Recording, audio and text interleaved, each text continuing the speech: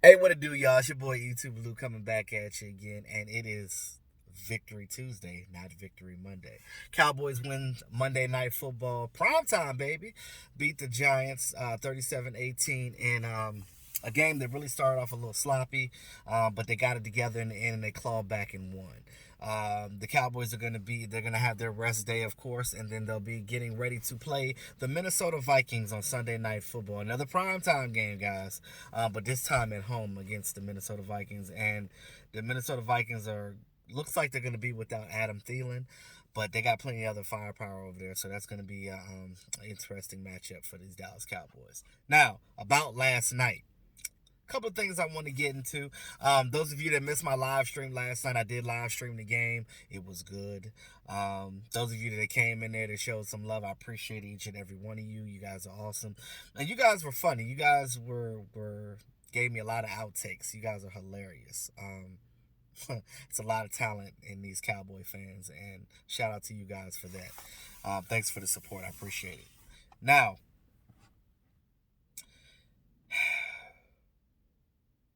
we got to stop with these slow starts. Now, we did score early, well, field goals, things of that nature. Maher had a 52-yarder. We know that this guy could kick far, but he did miss a close one. That's what you're going to get with Maher. If you can handle him missing a couple of 32-yarders, he's going to bank them 50, 60 plus. He might kick it all the way from the other side of the damn field. Who knows? But at the end of the day, at the end of the day, we won the game, and that's all that matters. Dak Prescott was not sacked. Our offensive line played pretty well. They actually kept the pocket clean. Ezekiel Elliott had 140 yards on the ground, and he said in the interview that it was the easiest 140 he's ever gotten, meaning that the lanes were open. He doesn't recall having to break any tackles, and it looked like it. It looked like he was in rare form. Him and Tony Pollard. Tony Pollard had a pretty good, decent night as well.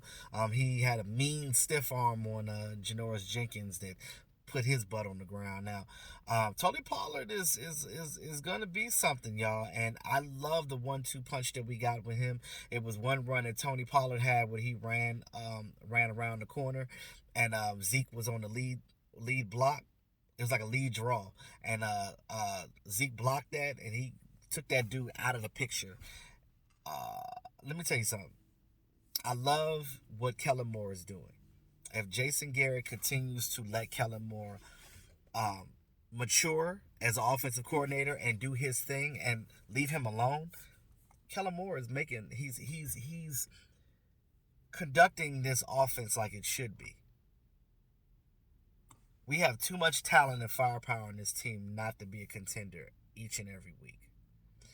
There's no question of the talent of this team.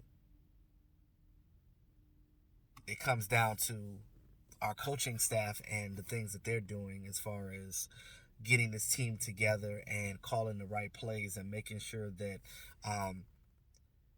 what they're doing fits these players. Again, you can have a dynamic player on your team and don't do a damn thing with him because he doesn't fit your mode and how you run your team, because every team is different. Michael Bennett wasn't going to fare well with the Patriots because we know that the Patriots, and if you pay attention to their defense, they rush a lot with their linebackers. They have big linebackers that rush, and they're more of a 3-4 defense more than a 4-3. Bennett is a 4-3 in, and he's a 3 technique as well. He's interchangeable like that. Perfect for the Cowboys defense. Speaking of Michael Bennett, he had a sack last night. He had a couple of tackles. You can't stop everybody. You know what I mean? Like, you double team one, somebody else is going to eat.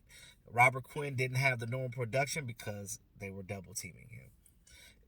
And I said this before, these guys one guy's gonna have a good night, one guy's gonna have an off night, one guy's gonna have an okay night, one guy's gonna have an amazing night. It's gonna switch up depending on who you're playing and what personnel they're running and who they decide to block. Um,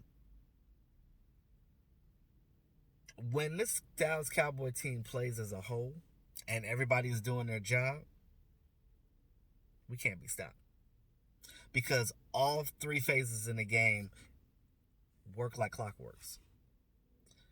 Dak Prescott, like I said, he didn't get sacked in the game. That offensive line kept it pretty clean for him. He was going out there. He was taking chances. He was throwing the ball deep. Randall Cobb had a couple of drops, but I don't blame him for that one where the ball popped up because the guy led in with his helmet and he hit his arm and knocked the ball straight up. When you see a ball knocked like that, you know that it was some force that hit it. Ain't nothing you can do about that. It just happens. You just kind of just roll with the punches. He did redeem himself. Now Randall Cobb would have had a touchdown, but they called it back on some erroneous ass penalty. A legal what was it? Legal blindside block, which to me was a legal block. Because players do that shit all the time on special teams and they don't get called for it. Excuse me for my language, but I get irritated because they call stuff. They're really inconsistent with their play calling. If this is interference or this is this and this is that, it needs to stay like this for every situation. Call it the way it's supposed to be called. That's all I ask. That's all I ask. Be fair.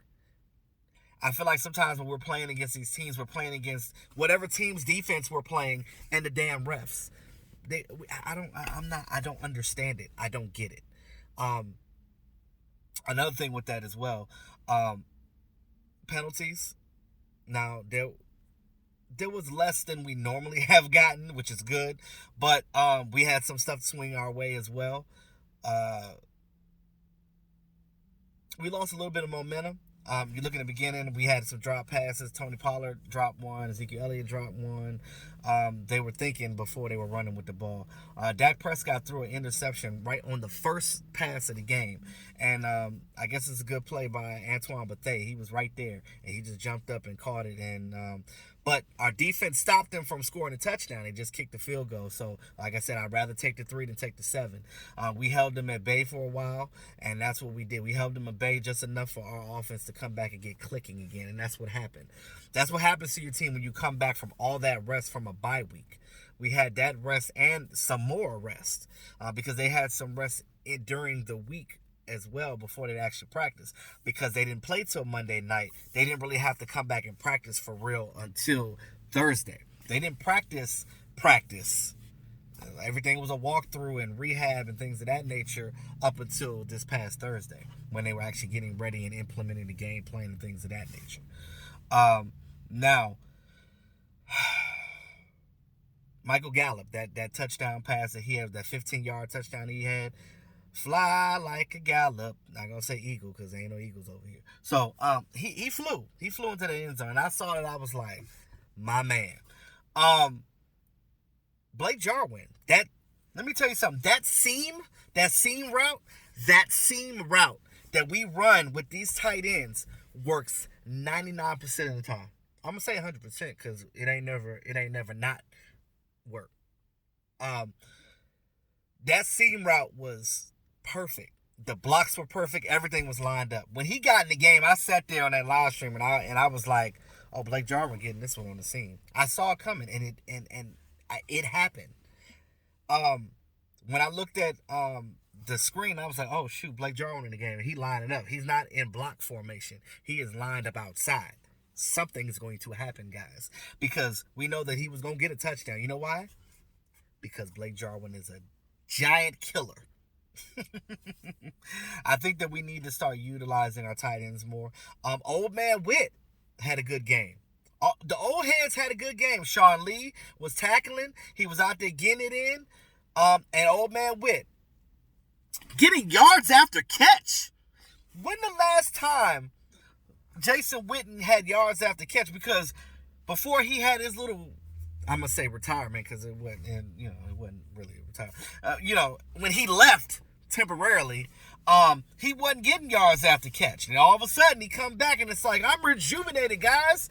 I think what happens is when you end up on a young roster and you're around all these young heads and you're like, these young guys are revitalizing my career, and the rest helps. When you rest your body and you get a chance to not have to keep going through that rehab and keep poking and prodding at your body, you get a chance to just rest.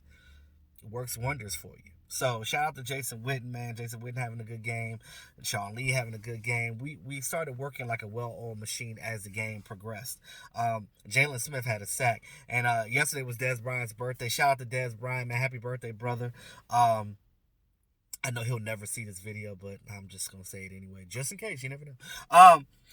Because I'm a nobody, you know, and he's not gonna know me. But anyway, so but yeah, so Jalen Smith, he got that sack and he threw up the X, and they still love Dez Bryant, man, and we know that Dez Bryant loves this team. There's no secret to it. I know that he's gonna end up retiring a Cowboy. It is what it is. Although I know some of you guys don't agree, I would love to see him back on this team. You know, even if you just put him in spot duty, just use him in red zone threats or on crossing routes, because those are the things that he was good at. Over the shoulder pass, back shoulder fades in the end zone, red zone. Like I said, crossing routes. Those were his bread and butter. That's where he got his money. Yeah. But just imagine him on the squad with the rest of these guys. But, you know, I know some of you guys don't agree. But it's all good. Opinions are opinions. That's what they are. The Giants were driving on us. They were getting momentum. Saquon Barkley had that long run, and we just needed something to happen. Then all of a sudden, a black cat appears. The black cat appears, baby. That black cat came out there, man, and I don't know. Some people in the chat were saying that he came from the Giants sideline. I don't know where this black cat came from. I saw the black cat. I was like, oh no, here we go. Bad luck. We're going to lose this game. But it seemed like when the black cat caused all that confusion and stopped the game. Oh, side note. Amari Cooper said that when that black cat was on the field, he was on the sideline getting his ankle and knee together because he was sore. So he had time to figure some things out. So he was on the sideline like, yeah, I'm gonna go ahead and fix this while I'm on the sideline. You know what I mean? So he was on his way doing that, and then all of a sudden, their momentum was lost, and then I think on that drive they just ended up kicking a field goal, and then we came back and we scored, I think that was when Blake Jarwin did. We started getting on a roll after that, and then Amari had his touchdown. So it's hilarious that that cat came on there and it turned the game almost. Now I'm not the superstitious one. I've been seeing all these memes about this cat on Instagram and Twitter. It's hilarious. Somebody made a football life of the cat. Like the cat played in the NFL. Like he's the greatest player I've ever seen. And they were using like real interview clips, but they were talking about the cat. It was hilarious. I was trying to find the clip so I can repost it myself on my Instagram. But it was funny. I was watching. I was laughing. I was cracking the hell up. And it's funny how people kept saying that the black cat was the reason why Dak Prescott played better. And I'm like, y'all don't want to give this quarterback no credit, do y'all? None. It's ridiculous. But that's neither here nor there. But we came back and won the game. You look at the end of the game, they put the nail in the coffin by getting that fumble recovery from Daniel Jones, fumbling the ball. And Jordan Lewis scooped that thing up and scored a touchdown and to make it 37. 37-18 was the final score, and that's what it is. The Giants dropped to 2-7, and we're on to the Vikings. Now, that win was pivotal because we got a pretty tough stretch coming, not just for the teams that we're playing, but because we have those games in a short amount of time in November, including 2 Thursday games, back-to-back. Thanksgiving with the Bills, and I think the Bears is the Thursday right after that. And we go to the Bears, and it's going to be cold up there.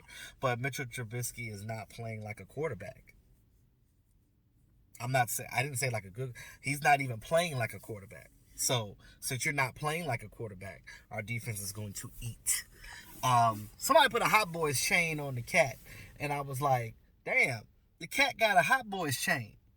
He's a part of the Hot Boys. Put him on defense and rush the passer. Phenomenal player in this league.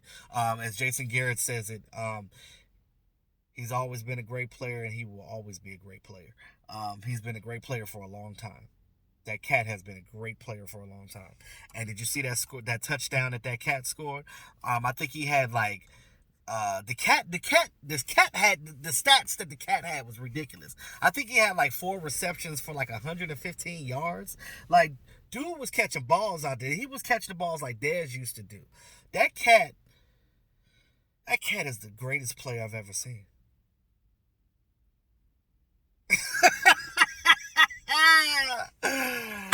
With that being said, y'all, thanks again for all my subscribers. Appreciate you guys. If you're new to the channel, go ahead and subscribe to it, man. I promise I'll keep you guys entertained.